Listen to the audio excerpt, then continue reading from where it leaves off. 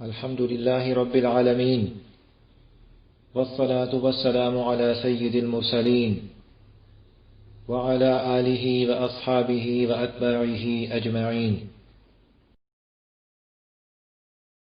محترم سامعین، یہ ضروریات دین کورس کا کلپ نمبر 4 ہے۔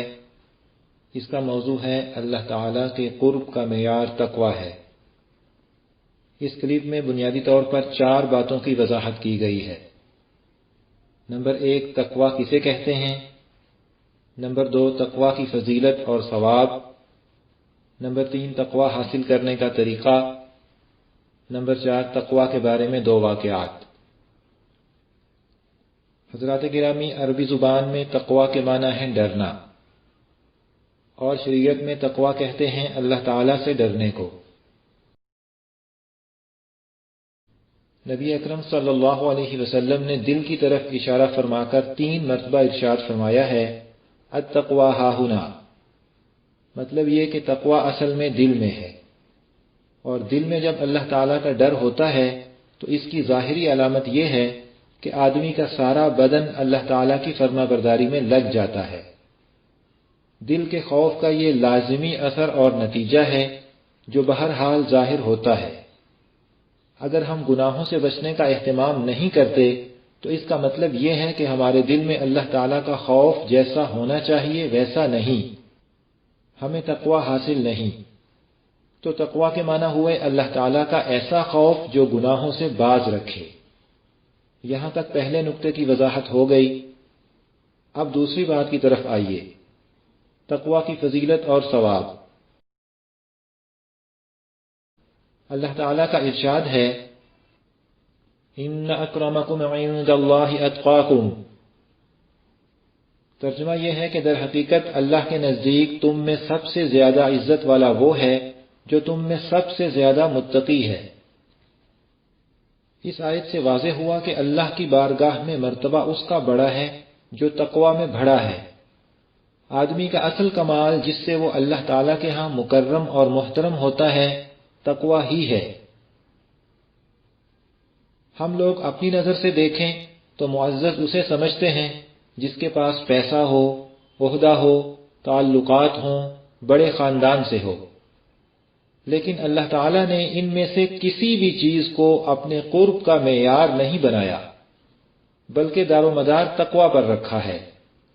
اگر ایک آدمی معمولی خاندان سے ہو، مالدار بھی نہ ہو، کوئی عہدہ بھی نہ رکھتا ہو، جان پہچان بھی نہ ہو، لیکن ہو متقی، تو معلوم نہیں ہم لوگ اسے کس نظر سے دیکھیں گے، لیکن اللہ کے ہاں وہ مقبول ہے، پسندیدہ ہے۔ اللہ تعالیٰ کا ارشاد ہے، وَمَن يَتَّقِ اللَّهَ يَجْعَل لَّهُ مَخْرَجًا وَيَرْزُقْهُ مِنْ حَيْثُ لَا يَحْتَسِبُ۔ مطلب یہ کہ جو کوئی اللہ سے ڈرے گا، اللہ اس کے لیے مشکل سے نکلنے کا کوئی راستہ پیدا کر دے گا، اور اسے ایسی جگہ سے رزق عطا کرے گا جہاں سے اسے گمان بھی نہیں ہوگا۔ حضرات گرامی، یہاں تقویٰ کی 2 برکتیں بیان فرمائی ہیں۔ ایک یہ کہ متقی کے لیے اللہ تعالیٰ دنیا اور آخرت کی ہر مشکل سے نکلنے کا راستہ بنا دیتے ہیں، اور دوسری یہ کہ اسے ایسی جگہ سے رزق ملتا ہے جہاں سے اسے خیال بھی نہیں ہوتا۔ رزق سے یہاں مراد دنیا کی سب ضروری چیزیں بھی ہیں اور آخرت کی نعمتیں بھی۔ آخرت میں متقی لوگوں کا کیا انعام اور اکرام ہوگا، اس کے بارے میں اللہ تعالیٰ کا ارشاد ہے، ان المتقین فی جنات و نعیم۔ متقی لوگ بے شک باغوں اور نعمتوں میں ہوں گے، فاکہین بما آتاہم ربہم ووقاہم ربہم عذاب الجحیم۔ ان کے رب نے انہیں جس طرح نوازا اور ان کے پروردگار نے انہیں دوزخ کے عذاب سے جس طرح بچایا، اس کا لطف اٹھا رہے ہوں گے۔ کلوا واشربوا ہنیئا بما کنتم تعملون۔ ان سے کہا جائے گا کہ خوب مزے سے کھاؤ پیو ان اعمال کے صلے میں جو تم کیا کرتے تھے۔ متکئین علی سرر مصفوفہ وزوجناہم بحور عین۔ وہ ایک قطار میں لگی اونچی نشستوں پر تکیہ لگائے ہوئے ہوں گے، اور ہم بڑی بڑی آنکھوں والی حوروں سے ان کا نکاح کر دیں گے۔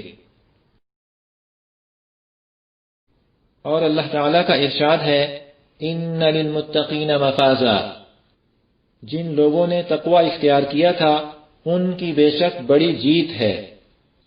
حدائق واعنابا، باغات اور انگور، وکواعب اترابا، اور نوجوان ہم عمر بیویاں، وکأسا دہاقا، اور شراب کے چھلکتے ہوئے جام، لا يسمعون فيها لغوا ولا كذابا، وہاں پر وہ نہ کوئی بیہودہ بات سنیں گے اور نہ کوئی جھوٹی بات۔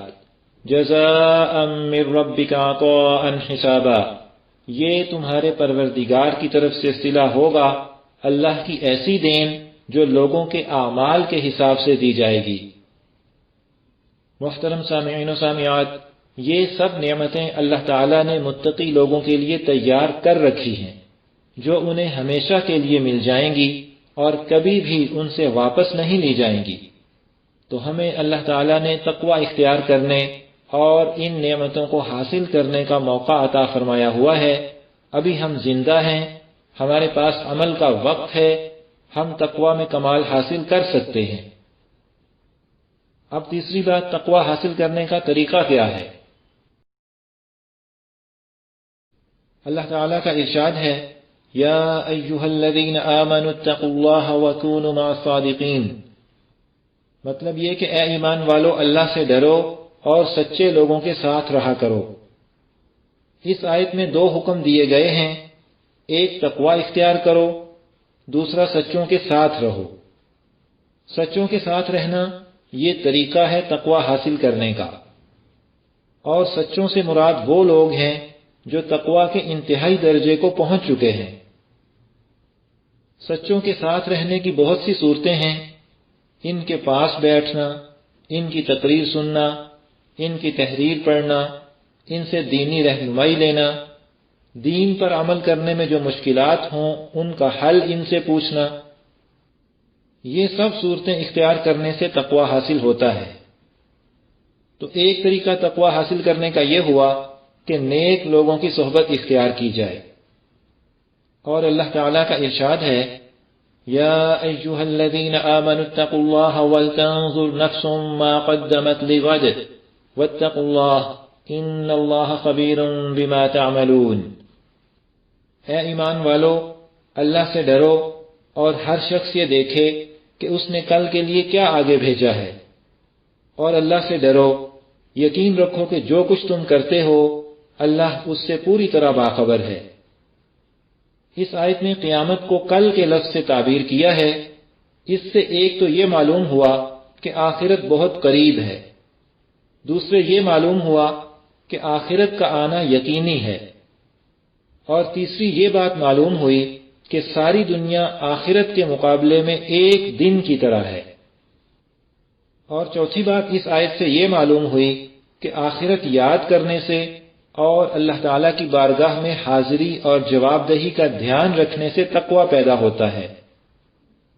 تو دوسرا طریقہ تقوی حاصل کرنے کا یہ ہوا کہ موت، قبر، قیامت، سوال جواب، جنت دوزخ، ان سب چیزوں کو بہت زیادہ یاد کیا جائے۔ اسے مراقبہ موت بھی کہتے ہیں۔ اس سے دل میں ڈر پیدا ہوگا اور آدمی گناہوں سے بچے گا اور متقی بنے گا۔ حضرات محترم، اب آخر میں تقوی کے بارے میں دو واقعات۔ حضرت عمر رضی اللہ عنہ جب مرض الموت میں تھے تو ایک صاحب آپ کی بیمار کرسی کو آئے اور کہا امیر المؤمنین، آپ کو خوشخبری ہو، آپ شروع میں اسلام لائے، پھر خلیفہ بنے اور عدل کیا، پھر آخر میں شہادت کی موت۔ تو آپ نے فرمایا بھتیجے کاش معاملہ برابر سرابر رہ جائے، نہ ثواب نہ عذاب۔ دیکھیے حضرت عمر رضی اللہ عنہ کا خوف اور تقوی کا کمال۔ حالانکہ عشرہ مبشرہ میں سے ہیں، جنت کی بشارت مل چکی ہے، پھر بھی اتنا ڈر ہے۔ یہ حضرات ہیں ہمارے آئیڈیل اور ہیرو، ہمیں بھی ایسا ہی بننا ہے۔ دوسرا واقعہ دیکھیے، نواب قطب الدین خان نے ایک دفعہ اپنے استاذ حضرت شاہ اسحاق اور دیگر دوستوں کی دعوت کی، باقی سب نے قبول کر لی، لیکن مولانا مظفر حسین کاندلوی رحمہم اللہ نے قبول نہ کی۔ نواب صاحب نے اپنے استاد سے شکایت کی۔ حضرت شاہ اسحاق نے مولانا کو ڈانٹا تو مولانا نے عرض کیا کہ نواب صاحب پر اس وقت قرض ہے اور دعوت میں یہ اپنی حیثیت کے موافق تکلفات بھی کریں گے، تو یہی پیسہ یہ قرض ادا کرنے میں دے دیں، ہم کھائیں گے تو قرض کی ادائیگی میں تاخیر کا ایک سبب ہم بنیں گے۔ یہ سن کر استاد صاحب نے بھی دعوت سے انکار کر دیا۔ اس واقعے میں غور فرمائیے، گناہ کرنا تو دور کی بات، گناہ کا سبب بننا بھی گوارا نہ کیا۔ یہ ہے تقوی کی انتہا۔ محترم سامعین و سامعات، یہاں پر ضروریات دین کورس کا کلپ نمبر 4 مکمل ہوا۔ انشاءاللہ کلپ نمبر 5 کا موضوع ہوگا کفر و شرک کیا ہے اور اس سے کیسے بچنا ہے۔ اللہ تعالیٰ سے دعا ہے کہ ہمیں اعلیٰ درجے کا متقی بننے کی توفیق دیں، آمین۔